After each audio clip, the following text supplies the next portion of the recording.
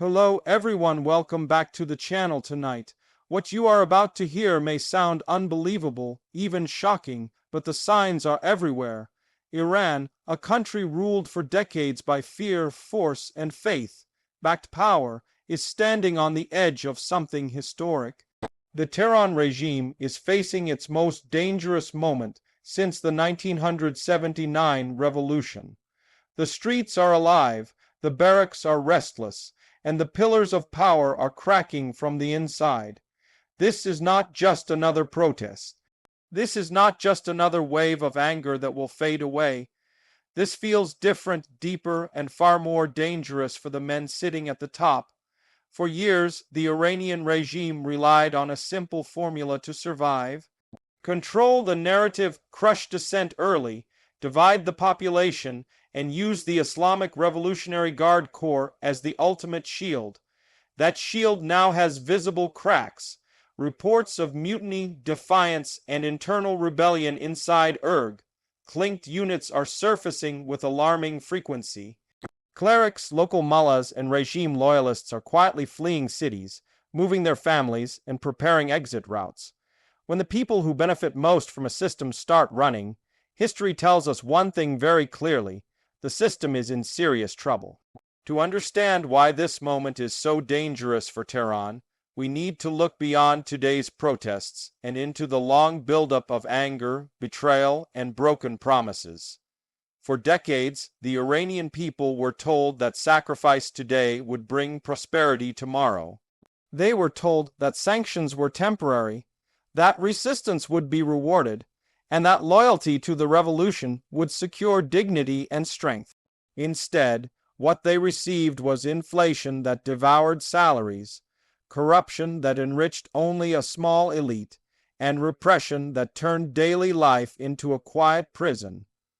Young Iranians grew up watching the world move forward while they remained trapped. They saw technology, freedom, opportunity, and expression flourish elsewhere, while their own lives were restricted by morality police, surveillance, and fear.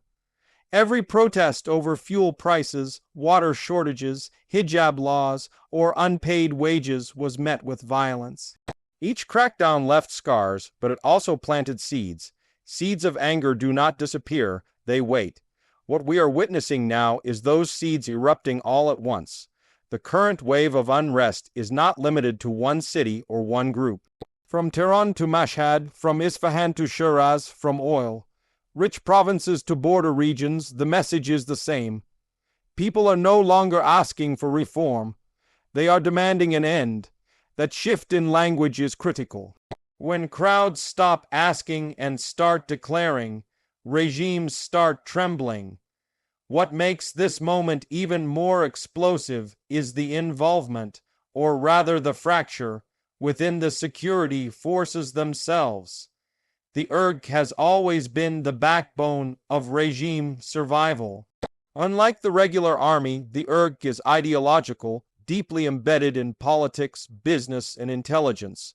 It controls vast economic empires, from construction to energy to smuggling networks.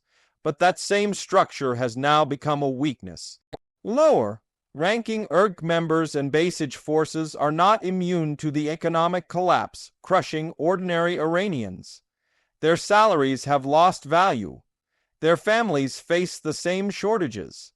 Their loyalty was purchased with promises of status and stability, and those promises are failing. When ordered to fire on neighbors, relatives, or fellow citizens, hesitation grows. And in authoritarian systems, hesitation is deadly. Reports emerging from inside Iran suggest that some units have refused orders, delayed responses, or deliberately stood down during key moments. Others have reportedly leaked information to protest organizers or avoided confrontation altogether. Even small acts of defiance, when multiplied across a large force, can paralyze a regime's ability to respond quickly and decisively. Meanwhile, senior commanders are growing paranoid, loyalty tests are increasing, surveillance within the IRG itself is intensifying, History shows that when a regime begins to fear its own guards more than the protesters outside, it is already halfway to collapse. At the same time, religious authority, once the regime's strongest source of legitimacy, is eroding rapidly. Many clerics now find themselves openly rejected by the public. Mosques that once echoed with sermons now echo with anger or stand half empty. Younger Iranians no longer see the clergy as moral guides, but as political enforcers. This shift is catastrophic for a system built on the fusion of religion and state power. The quiet flight of mullahs from certain neighborhoods is especially telling. These are not rumors born on social media alone.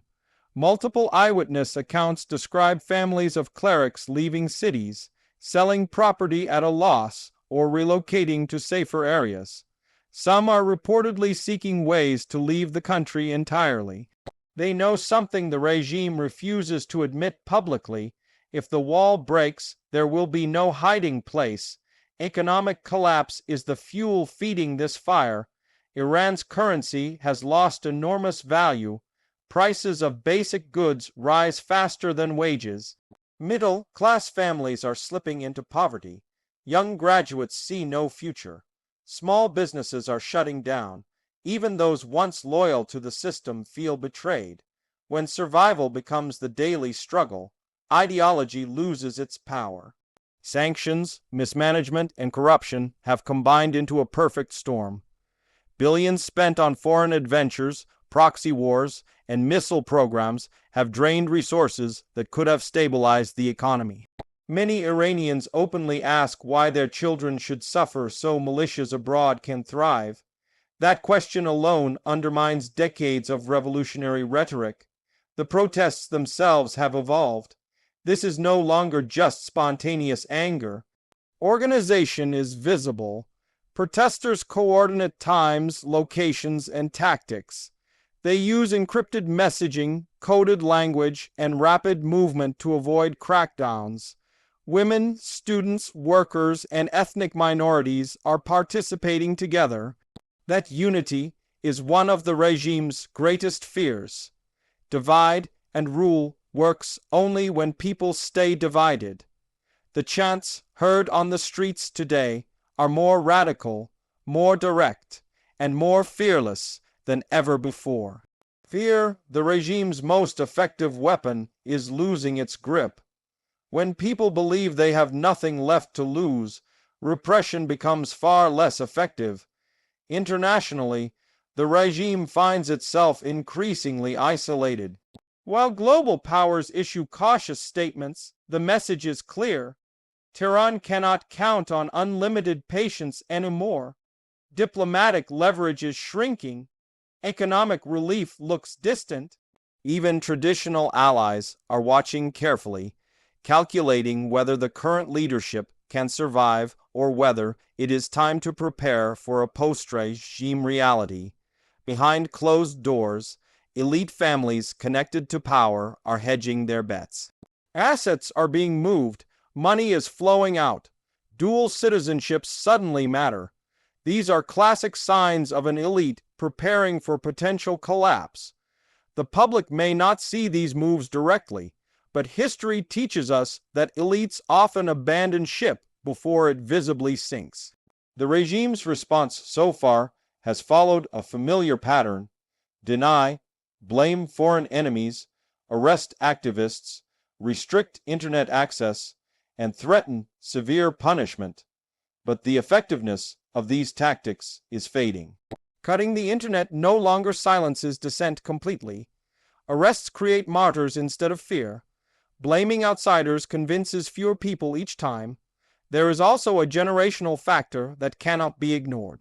A large portion of Iran's population was born long after the 1979 revolution. They have no emotional attachment to its myths. They judge the regime not by its past, but by their present reality. For them, slogans about resistance mean little when their lives feel stagnant and controlled. If this momentum continues, the regime faces a terrifying dilemma: crack down harder and risk triggering wider mutiny within security forces, or ease repression and risk emboldening the streets further. Both paths are dangerous. Authoritarian systems thrive on certainty and control. Right now, Tehran has neither. Some analysts argue that the regime has survived crises before and will survive again. That argument ignores one crucial detail. Past crises did not combine this level of economic collapse, social unity, ideological erosion, and internal security fractures all at once. This convergence is what makes the current moment uniquely dangerous. What happens next is uncertain, but several scenarios are becoming increasingly plausible. One is a slow implosion where protests continue, the economy worsens, and the regime gradually loses control over regions and institutions. Another is a sudden tipping point, triggered by a major incident, a massacre that backfires, or a high-profile defection from within the elite or ERC. History shows that collapses often look impossible until they happen, and then they seem inevitable in hindsight. For the Iranian people, this moment is filled with both hope and fear. Hope that decades of suffering may finally end, fear of the chaos and violence that often accompany major political change. But one thing is clear, the status quo is no longer sustainable. For the regime, the clock is ticking. Every day of unrest drains legitimacy, loyalty, and resources. Every defection, every silent refusal to follow orders, every cleric packing bag sends the same message: the foundation is shaking. The world is watching, but more importantly, Iranians are watching each other, and they are realizing they are not alone. If you think this is just another protest wave, think again. This feels like a reckoning. A moment when fear changes sides. A moment when power realizes it may no longer control the future. Stay with us, because what unfolds in Iran in the coming days and weeks could reshape the entire region, alter global politics, and mark the end of an era that once seemed unbreakable. If you found this analysis important, make sure to stay tuned, because we will continue to break down every major development as it happens. The story of Iran is entering a chapter no one can afford to ignore.